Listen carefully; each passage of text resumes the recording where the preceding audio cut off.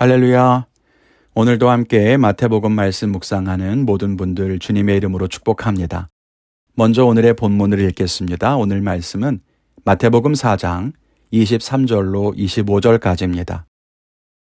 예수께서 온 갈릴리에 두루 다니사 그들의 회당에서 가르치시며 천국 복음을 전파하시며 백성 중에 모든 병과 모든 약한 것을 고치시니 그의 소문이 온 수리아에 퍼진지라. 사람들이 모든 앓는 자, 곧 각종 병에 걸려서 고통당하는 자, 귀신 들린 자, 간질하는 자, 중풍병자들을 데려오니 그들을 고치시더라. 갈릴리와 데가볼리와 예루살렘과 유대와 요단강 건너편에서 수많은 무리가 따르니라. 아멘. 예수님이 갈릴리 지방에서 공생애를 시작했다는 것은 지난번에 함께 살펴봤습니다. 이방인의 땅인 갈릴리에서 사역을 시작하시면서 진정한 구원의 역사를 완성해 가시는 거죠. 오늘 말씀에도 보면 예수님이 온 갈릴리에 두루 다니시면서 복음을 전파하시기도 하고 병을 고치셨습니다. 그리고 그 소문이 온 수리아에 퍼져서 사람들이 각종 아픈 사람들을 예수님께로 데려왔고 예수님은 그 사람들을 모두 고쳐주셨습니다. 그렇게 큰 기적의 역사를 보고 다시 그 소문이 퍼지면서 더 많은 사람들이 예수님을 따르기 시작했습니다. 그것이 오늘 말씀의 이야기죠. 함께 이 말씀 묵상하면서 은혜를 나누기를 원합니다. 첫째는 예수님은 우리를 회복하시는 분이라는 것입니다. 오늘 말씀에 보면 예수님이 병을 고치시고 약한 것을 고치신다는 소문이 온 수리아에 퍼졌습니다. 이 수리아는 시리아 지역을 말하는 것으로 예수님이 사역하셨던 갈릴리 지방을 중심으로 해서 북쪽 지역을 지칭한다고 볼 수 있습니다. 즉 예루살렘이 있는 남쪽과는 다르게 변방이라고 할 수 있는 북쪽 지역에는 예수님에 대한 소문이 삽시간에 퍼졌다는 것이죠. 왜 그랬을까요? 예수님이 병을 고쳐주시고 귀신을 쫓아주시고 그런 놀라운 기적을 베푸셨기 때문입니다. 그런데 여러분, 오늘 본문에 기록된 병자들을 보면 귀신 들린 자, 간질하는 자, 중풍병자들을 데려왔다고 합니다. 단순하게 감기, 종기, 단순 골절과 같은 병이 아니죠. 당시 의학으로는 손쓸 수 없는 병자들, 어쩌면 오랫동안 그 병으로 인해 고통당했을 그런 사람들이었을 겁니다. 그런데 예수님께로 나오니 예수님 만났더니 그들이 나았다는 것입니다. 얼마나 기쁘고 놀라운 일입니까? 당연히 소문이 나겠지요. 우리는 여기에서 분명하고도 기쁜 사실을 하나 기억해야 하는데요. 예수님은 모든 병과 모든 약한 것을 고치신다는 사실입니다. 다른 말로 하면 예수님은 우리를 회복하시는 분이라는 것입니다. 이것이 참으로 복된 소식 아니겠습니까? 오늘날 우리에게도 이런 믿음이 있어야 할 것입니다. 지금도 하나님은 죽은 자를 살리시기도 하고 못 고칠 병에서 기적적으로 낫게 하시고 귀신을 쫓아내십니다. 지금도 하나님은 그의 백성들을 회복시키십니다. 문제는 우리가 믿음이 약하고 기대와 소망이 없고 기적을 바라지 못한다는 점이죠. 그러면서 그런 생각이 들었습니다. 왜 지금은 이런 기적이 드물까? 없다고는 못하겠지만 모든 사람이 고침받았다는 이 말씀과 비교해 보면 왜 기적이 이렇게 적을까? 그렇게 말씀을 묵상하던 중에 그 앞에 이런 말씀을 주목하게 되었습니다. 예수께서 온 갈릴리에 두루 다니사 그들의 회당에서 가르치시며 천국 복음을 전파하시며. 무슨 말입니까?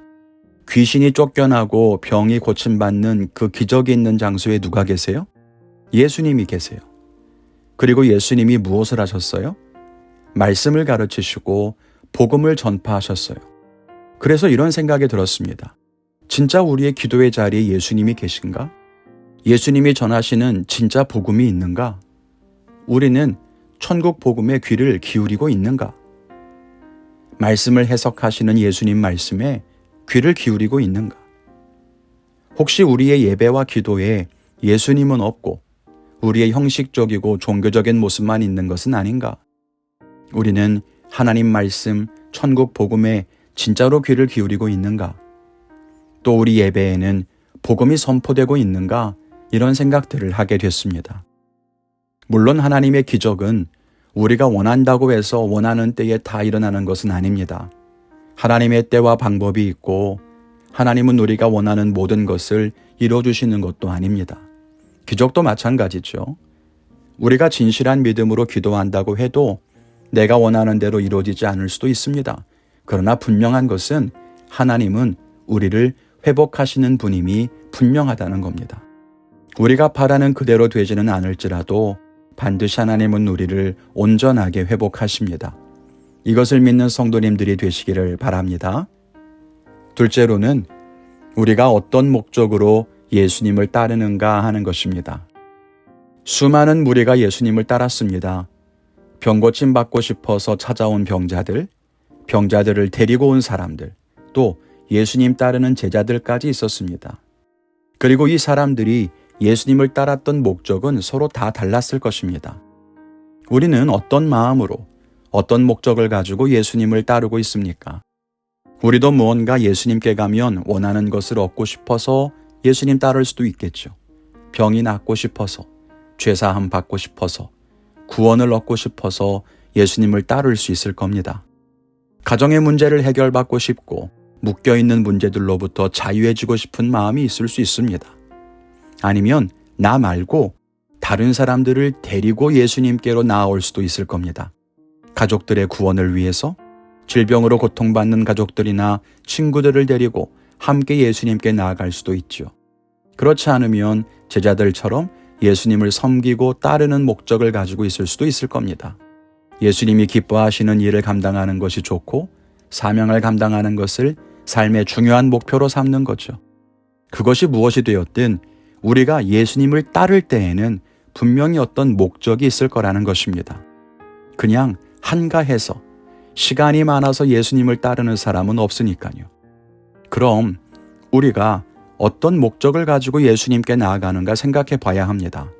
그리고 그것을 위해서 더욱 기도하며 힘써야 합니다. 아무런 생각 없이 형식적으로 종교 생활을 하는 것에 만족하면 안 됩니다.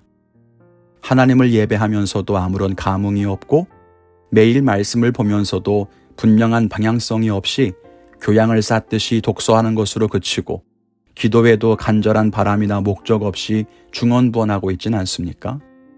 이런 말이 있습니다. 초신자들이 기도 응답을 더 많이 받는다.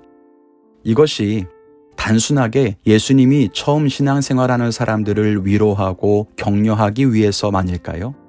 혹시 초신자들은 예수님을 따르는 분명한 목적을 알고 그것에 간절함을 가지고 기도하는 반면 오래 신앙생활한 우리는 기대감도 없이 목적도 없이 형식적인 신앙생활을 하고 있기 때문은 아닙니까? 우리 모두가 하나님 앞에 진실한 믿음과 분명한 소망을 가지고 살아갈 수 있기를 바랍니다. 그럴 때 하나님께서 우리를 회복하시고 고치실 줄 믿습니다.